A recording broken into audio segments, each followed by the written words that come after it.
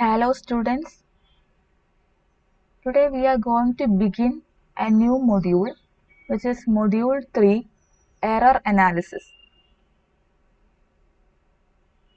So the contents we are going to learn in this module are random and systematic error, parallax error, least count error, accuracy and precision, significant figures, scientific notation of values, rounding of the uncertain digits, absolute error, relative error and percentage error, reporting errors using standard deviation, combining errors, error calculations involving independent errors, and rejection of spurious results.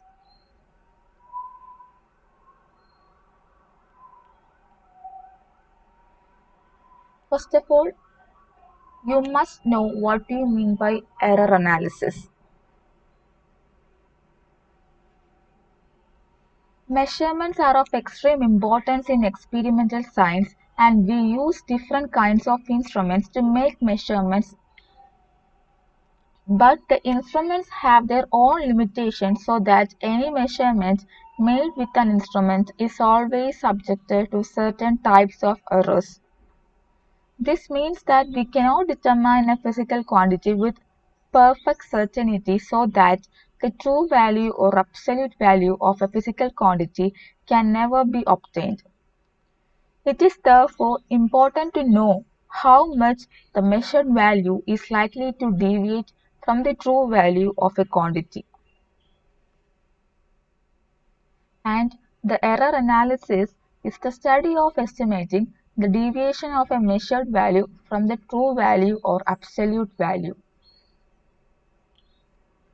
അതായത് നമ്മൾ experiments ചെയ്യുമ്പോൾ നമ്മൾ പലതരത്തിലുള്ള errors വരുത്താറുണ്ട്. നമ്മൾ ചെയ്യുന്ന instrument കൊണ്ട് നമുക്ക് എറർ സംഭവിക്കാം. എറർ അനാലിസിസ് എന്ന് വെച്ചാൽ it is the study of estimating the deviation of a measured value from true value or absolute value. അതായത് ഒരു ട്രൂ വാല്യൂവിൽ നിന്നോ അല്ലെങ്കിൽ ഒരു കറക്റ്റ് ആയിട്ടുള്ള വാല്യൂവിൽ നിന്നോ എത്രമാത്രം നമ്മൾ മെഷർ ചെയ്ത വാല്യൂവിൽ ഡീവിയേഷൻ സംഭവിക്കാം, ആ ഒരു സ്റ്റഡിയാണ്, ആ ഡീവിയേഷൻ എസ്റ്റിമേറ്റ് ചെയ്യുന്ന ആ സ്റ്റഡിയെയാണ് നമ്മൾ എറർ അനാലിസിസ് എന്ന് പറയുന്നത്. It is the study of estimating the deviation of a measured value from the absolute value. It is called error analysis or uncertainty analysis. So the first topic we are going to learn are random errors.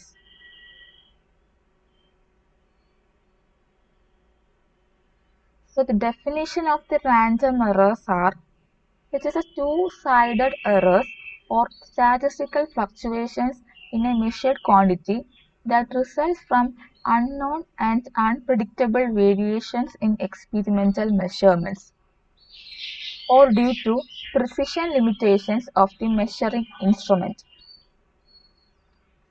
Example: in the measurement of a time period of a pendulum, a number of times with a stopwatch, results may not be seen.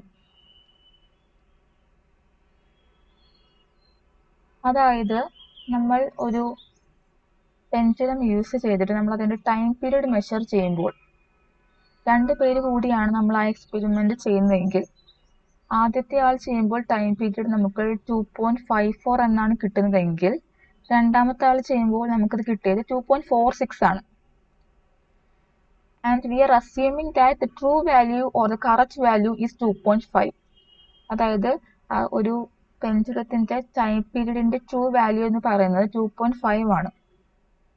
അപ്പോൾ നമുക്ക് കിട്ടിയ 2 measurements 2.54ഉം 2.46ഉം നമ്മുടെ correct value ആയിട്ടുള്ള 2.5ൽ നിന്ന് deviation സംഭവിച്ചിട്ടുണ്ട്. അതായത് 2.5ൽ നിന്ന് 0.4 add ചെയ്യുമ്പോഴാണ് 0.04 ആഡ് ചെയ്യുമ്പോഴാണ് 2.54 ലഭിക്കുന്നത്. അതുപോലെ തന്നെ 2.5ൽ നിന്ന് 0.04 സബ്സ്ട്രാക്ട് ചെയ്യുമ്പോഴാണ് നമുക്ക് 2.46 കിട്ടുന്നത്. അതായത് നമ്മൾ മെഷർ ചെയ്ത വാല്യൂ ട്രൂ വാല്യൂവിൻ്റെ 2 സൈഡിലായിട്ട് ആണുള്ളത്. ഒരെണ്ണം പോസിറ്റീവായിട്ട് എറർ കൂടി, ഒരെണ്ണം എറർ നെഗറ്റീവ് സൈഡിലോട്ടായി. അതായത് ഒരു പ്രാവശ്യം നമുക്ക് എറർ കിട്ടിയത് +0.04 ആണെങ്കിൽ മറ്റൊരു പ്രാവശ്യം നമുക്ക് എറർ കിട്ടിയത് -0.04 ആണ്. ഇത്തരത്തിലുള്ള എററിനെയാണ് നമ്മൾ റാൻഡം എറർ എന്ന് പറയുന്നത്. Random errors R to sided errors. അതായത് ട്രൂ വാല്യൂവിന്റെ രണ്ട് സൈഡിലോട്ടും എറർ ഉണ്ട്. അതുകൊണ്ടിട്ടാണ് നമ്മൾ റാൻഡം എററിനെ ടു സൈഡഡ് എറർ എന്ന് പറയുന്നത്. And we do not know how this error is occurring. It is due to unknown and unpredictable variations in experimental measurements. അതായത് unknown ആയിട്ടോ, അതായത് നമുക്ക് അറിയാൻ പാടില്ലാത്ത രീതിയിൽ എന്തെങ്കിലും വേരിയേഷൻസ് എക്സ്പെരിമെന്റൽ മെഷർമെന്റ്സിൽ സംഭവിക്കുമ്പോഴാണ് ഈ ഒരു റാൻഡം എറർ സംഭവിക്കുക. So the point you must understand in random errors are two-sided errors. That is, it is distributed to the two sides of the true value, and it results because of the unknown and unpredictable variations in experimental measurements. And the example of the random error is a measurement of the time period of a pendulum a number of times with a stopwatch. So that's all about random error. And the next is systematic error. Systematic errors are one-sided errors that tends to be in one direction, either positive or negative. The accuracy of measurements subjected to systematic errors cannot be improved by repeating measurements and doing statistical analysis. അതായത് systematic errors എന്ന് പറയുന്നത് one sided errors ആണ്. ഈ ഒരു error സംഭവിക്കുന്നത് ഇൻസ്ട്രുമെന്റ്സിന്റെ error കൊണ്ടിട്ടാണ്. അതായത് ഇൻസ്ട്രുമെന്റ്സിന് എന്തെങ്കിലും limitations കൊണ്ടിട്ടാണ് systematic errors സംഭവിക്കുന്നത്. സിസ്റ്റമാറ്റിക് എറേഴ്സ് വൺ സൈഡഡ് ആണെന്ന് വെച്ചാൽ നമ്മൾ ഒരു തെർമോമീറ്റർ യൂസ് ചെയ്തിട്ട് നമ്മൾ ടെമ്പറേച്ചർ മെഷർ ചെയ്യുകയാണ്. ആക്ച്വലി റൂം ടെമ്പറേച്ചർ 25°C ആണെങ്കിൽ ആ ഒരു തെർമോമീറ്ററിന്റെ എറർ കൊണ്ടിട്ട്, അതായത് തെർമോമീറ്ററിന്റെ ലിമിറ്റേഷൻ കൊണ്ടിട്ട് ചിലപ്പോൾ നമുക്കത് കിട്ടുക 26 ആയിരിക്കാം. മറ്റൊരാൾ നോക്കുമ്പോൾ നമുക്കത് കിട്ടുക 27 ആയിരിക്കാം. അതായത് ട്രൂ വാല്യൂവിന്റെ ഒരു ഡയറക്ഷനിലായിരിക്കും എറർ ഫ്ലക്ച്വേറ്റ് ചെയ്യുക, either in positive or in negative. And these errors, the systematic errors, are due to the system, that is due to the instrument. And the accuracy of the measurements subjected to systematic errors cannot be improved by repeating measurements. അതായത് experiment repeat ചെയ്യുന്നത് വഴി നമുക്ക് ഈ ഒരു error കുറയ്ക്കാൻ സാധിക്കില്ല.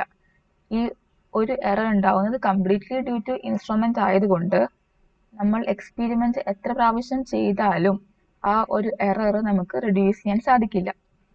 ഇത്തരത്തിലുള്ള എററിനെയാണ് നമ്മൾ സിസ്റ്റമാറ്റിക് എറർ എന്ന് പറയുന്നത്. And the next topic is the comparison between random error and systematic error.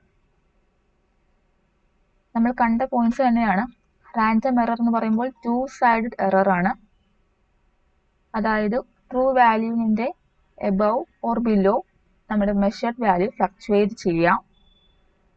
And it can be evaluated through statistical analysis and can be reduced by repeating the measurements and averaging over large number of observations. അതായത് random error നമുക്ക് experiment repeat ചെയ്യുന്നത് വഴി reduce ചെയ്യാൻ സാധിക്കും.